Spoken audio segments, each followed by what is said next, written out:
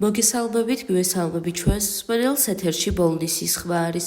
შეგახსენებთ, რომ ბოლნისის ხმა პროექტ მისიხმის ფარგლებში ხორციელდება, რომლის მხარდამჭერია გერმანიის საგარეო საქმეთა სამინისტრო და DVV International. დღევანდელ გადაცემაში მინდა შემოგთავაზოთ ფსიქოლოგიური წიგნები ქალებზე.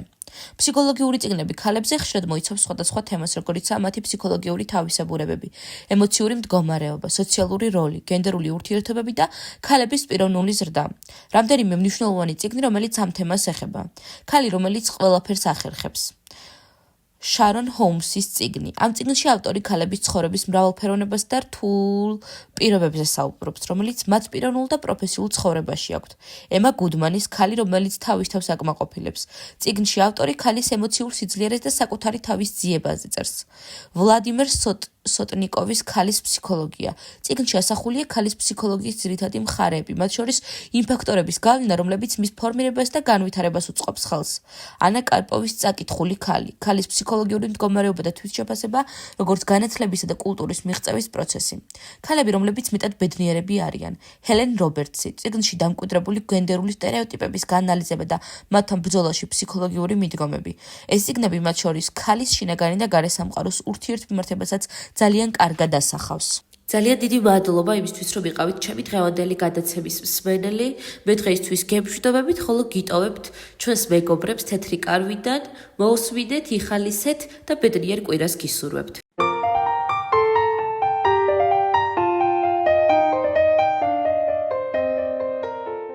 მოგესალმებით, მეგობრებო. მე ვარ ნინი 37 წლის.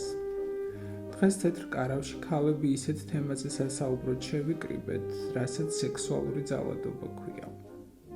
არ დაგიმალავთ და არც თუ ისე დიდი ხნის წინ პირადად მე სექსუალურ ძალადობაზე სულ სხვა წარმოდგენა მქონდა. არადა აღმოჩნდა, რომ ყველანაირი ქმედება საპირისპირო სქესისგან იქნება ეს ფიზიკური თუ სიტყვიერი, რაც ჩვენი სურვილის გარეშე ხდება, ძალადობაა და დასჯადია. თითქმის ყველა ქალს ერთხელ მაინც განუცდია ეს შეურაცხყოფელი გრძნობა, მაგრამ ამაზე ყოველთვის გრცხვენოდა და გვერიდებოდა საუბარი. მადლობა ღმერთს, ახლანდელი თაობა მეტად არის ინფორმირებული და შესაბამისად უფრო დაცულებიც არიან. მე ჩემს ისტორიას მოგიყვებით.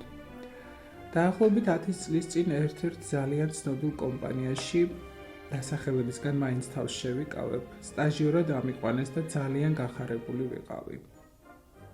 ვოცნებობდი, რომ იქ გამეგრძელებინა მუშაობა. ჩემი უფროსი ახალგაზრდა სიმპათიური მამაკაცი გახდა და განსაკუთრებულ ყურადღებას იჩენდა ჩემს მიმართ. ცოლიანი იყო და მისი მეუღლეც ჩვენთან მუშაობდა. ოღონდ სხვა განყოფილებაში. ერთი წლის შეუღლებულები იყვნენ და ვფიქრობდი, რა კარგი წყვილია მეთქი. ერთხელაც მათ ყოფილ თანამშრომელს დედა გარდაეცვალა და ყველანი პანაშვიდზე წავიდნენ, მათ შორის ჩემი უფროსის ცოლიც. პირველად აღმოჩნდით ოთახში მარტო მე და ჩემი უფროსი, მაშინვე რაღაც უსიამოვნო წინათ გრძნობა დამეუფლა.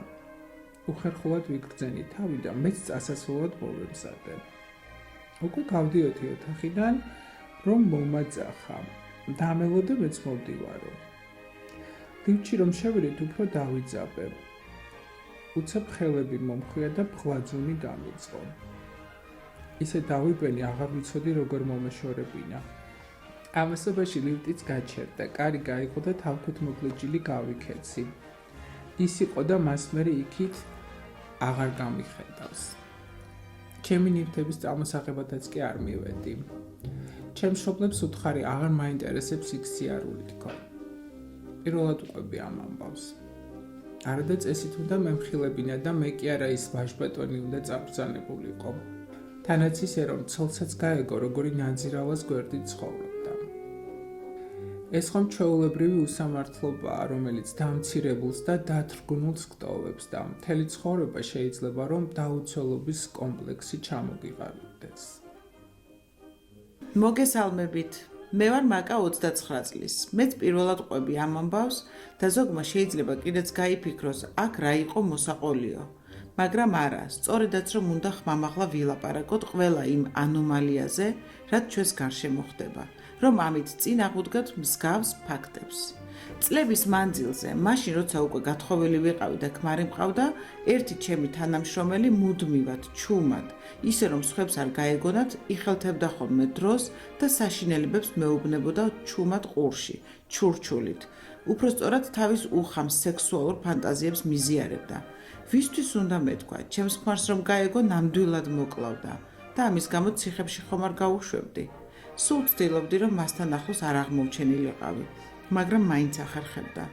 ერთხელაც მორიგი სიბინძურე ჩამჩურჩულა, მე ვეღარ მოვიწმინე და ისეთი ძალით გავაწანი სილა, რომ მართლა დავინახე თვალებიდან როგორ წამოსცვივდა ნაპერწკლები. ის დღე იყო და ის, მე ახლოს აღარ გამკარებია. მაგრამ მოგვიანებით შევნიშნე, რომ ჩვენს ახალ თანამშრომელს გადაეკიდა, რადგან ვხედავდი ახლოს ჩაუვლიდა თუ არა ეს გოგო ჭარხალივით როგორ წითლდებოდა. არ ვიცი ასეთ მანიაკებს როგორ უნდა მოვექცეთ, მაგრამ ფაქტია, როცა ეცოდინებათ, რომ შეიძლება დაისაჯონ, ფრთხილად იქნებიან. მეც მოვყვები, ოღონდ ეს არ არის ჩემი ამბავი. მაშინ სულ პატარა ვიყავი და წესიერად არც კი მესმოდა რა ხდებოდა.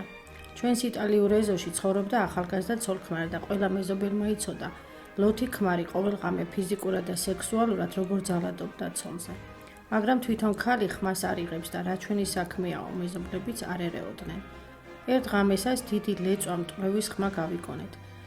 მერე ისევ ჩაწყნარდა ყველაფერი და მეზობლებმაც მშვიდი ძილი გააგრძელეს. დილასაც რომ არავინ გამოიხედა ფანჯრიდან, მეზობლებმა შუადღემდე იცადეს. მერე კარზე დიდხანს აკაკუნეს. ბოლოს კი კარი შეამტვრიეს და შევიდნენ. ოთახში საწოლზე უგონოდ ეგდო თავგახეთქილი შიშველი კაცი და სისხლში ცურავდა. ბეწვზე მიუსწრეს და გადაარჩინეს. ცოლი კი იქ არ დახვდათ. რა დროს გაიქცა სახლიდან არავინ იცოდა.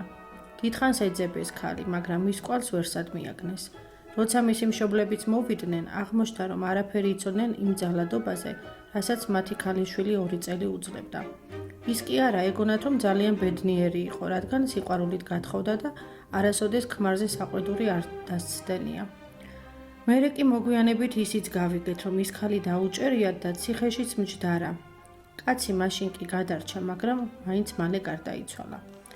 მიუხედავად იმისა, რომ პატარა ვიყავი, ამ ამბავმა ძალიან იმოქმედა ჩემზე და მას მერე სადმე პატარა ძალადობის მოწმე თუ გავხდებოდი, მაშინვე პოლიციას ვიძახებდი. თქვენს ყველას მოგიწოდებთ, რომ არასოდეს დახუჭოთ თვალი უსამართლობაზე და აუცილებლად მოახდინეთ რეაგირება. ახლა კი უკვე მანიშნებენ, რომ ჩემი დრო ამოიწურა. კიდევ ერთი კვირით დაგემშვიდობებით.